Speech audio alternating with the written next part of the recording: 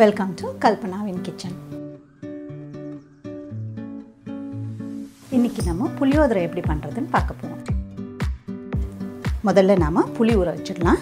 ஒரு சின்ன எலுமிச்சை அளவு பழைய புளி, ஒரு சின்ன எலுமிச்சை அளவு புது புளி. ரெண்டு சேர்த்து செய்யும்போது டேஸ்ட் ரொம்பவே நல்லா இருக்கும். இதுல கொஞ்சம் வெதுவெதுப்பான தண்ணி ஊத்தி ஊற வச்சிடலாம். இது ஊறுற நேரத்துல நம்ம மசாலா ரெடி பண்ணிடலாம். இப்போ ஸ்டவ்ல ஒரு pan வச்சுக்கலாம். pan சூடானதும் அதுல 1 டேபிள் ஸ்பூன் தனியா சேர்த்து வறுத்து எடுத்துக்கலாம். இது கூடவே 1 ஸ்பூன் மிளகு, 5-6 காஞ்ச மிளகாய், இது மூணுத்தையும் சேர்த்து ஒண்ணா வறுத்து எடுத்துடலாம். நல்லா வாசனை வர வரைக்கும் வறுத்துக்கலாம்.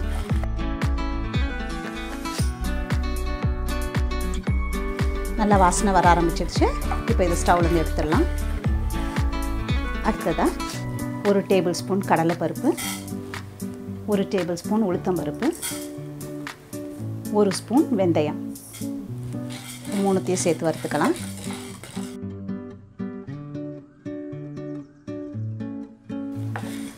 இந்த பருப்பெல்லாம் பாதி வறுபட்டதும் இது கூட 1 ஸ்பூன் எள்ளு சேர்த்து வறுத்துக்கலாம்.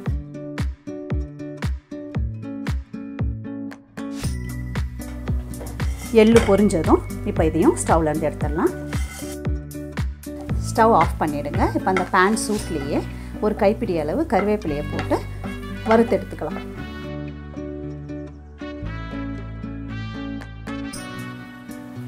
இப்போ கறிவேப்பிலையை எடுத்து மற்ற மசாலா கூட சேர்த்துடலாம். இப்போ நம்ம வறுத்த மசாலா கூட 1 டேபிள் ஸ்பூன் அளவுக்கு வறுத்த வேர்க்கடலையும் சேர்த்து எல்லாத்தையும் நல்லா ஆற வச்சு மிக்சியில் போட்டு பவுடர் பண்ணி எடுத்துக்கலாம்.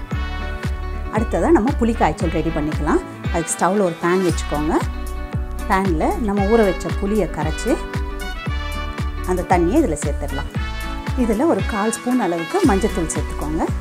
இது ரெண்டும் நல்லா கொதித்து திக்காக பேஸ்ட் மாதிரி வரணும். அது வரைக்கும் இது கொதிக்கட்டும். அந்த சமயத்தில் நம்ம குழம்பை தாளிச்சிடலாம்.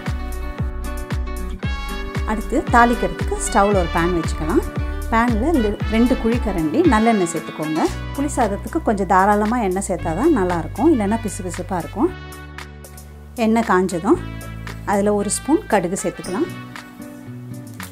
கூடவே 3 காஞ்ச மிளகாய் கிள்ளி வச்சுருக்கேன், அதையும் சேர்த்துடலாம்.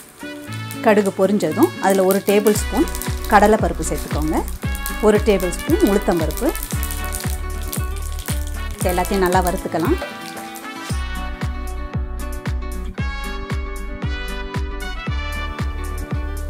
பருப்பு செவந்ததும் இதில் கொஞ்சம் முந்திரி பருப்பு உடைச்சி வச்சுருக்கேன், அதை சேர்த்துடலாம்.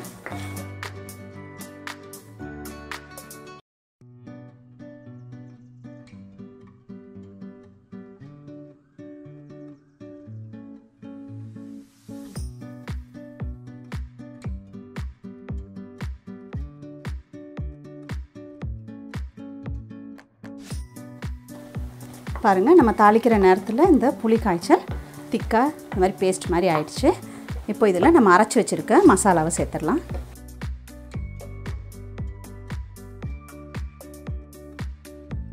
நல்லா கலந்து விட்டுக்கோங்க. ஒரு தடவை நல்லா மிக்ஸ் பண்ணிவிட்டு இது கூட நம்ம தாளித்து வச்சுருக்கிறத இப்போ சேர்த்துடலாம்.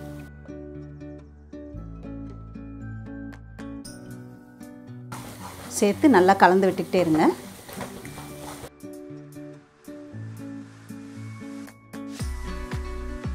இப்போ பாருங்கள், நம்ம போட்ட உடனே மொத்த எண்ணெயும் இந்த மசாலா அப்படியே குடிச்சிட்டு ஒரு மாதிரி ட்ரையாக இருந்தது. இப்போ கொஞ்சம் கொஞ்சமாக எண்ணெய் எல்லாம் கசிய ஆரம்பிக்கும். பாருங்கள், எண்ணெய் வெளியிடுது இல்லையா? இந்த ஸ்டேஜில் நம்ம ஸ்டவ் ஆஃப் பண்ணிடலாம். இப்போ புளி சாதம் கலக்கிறதுக்காக நான் 1 கப்பு பச்சரிசியை இந்த மாதிரி உதிரியாக வடித்து எடுத்து வச்சுருக்கேன். இதில் நம்ம ரெடி பண்ணி வச்சுருக்க புளி காய்ச்சல் தேவையான அளவு சேர்த்துக்கலாம். இப்போ நம்ம மொத்தமாக ரெடி பண்ணியிருக்கிறது வந்து ஒரு 4 பேர் சாப்பிட்ற அளவுக்கு சாதத்துக்கு சரியாக இருக்கும். அதாவது கிட்டத்தட்ட 4 கப்பு ரைஸ்க்கு சரியாக இருக்கும். ஸோ இதில் தேவையான அளவு புளி காய்ச்சல் சேர்த்துட்டு சாப்பாட்டுக்கு தேவையான அளவு உப்பு சேர்த்துக்கோங்க. சேர்த்து நல்லா கலந்து விட்டுருங்க. இந்த ஸ்டேஜில் நம்ம விருப்பப்பட்டோம்னா கொஞ்சம் நல்லெண்ணெயை பச்சையாக கூட சேர்த்துக்கலாம். அதுவும் ஒரு விதமாக நல்ல டேஸ்டியாக இருக்கும். எல்லாம் நல்லா ஈவனாக மிக்ஸ் பண்ணிக்கோங்க.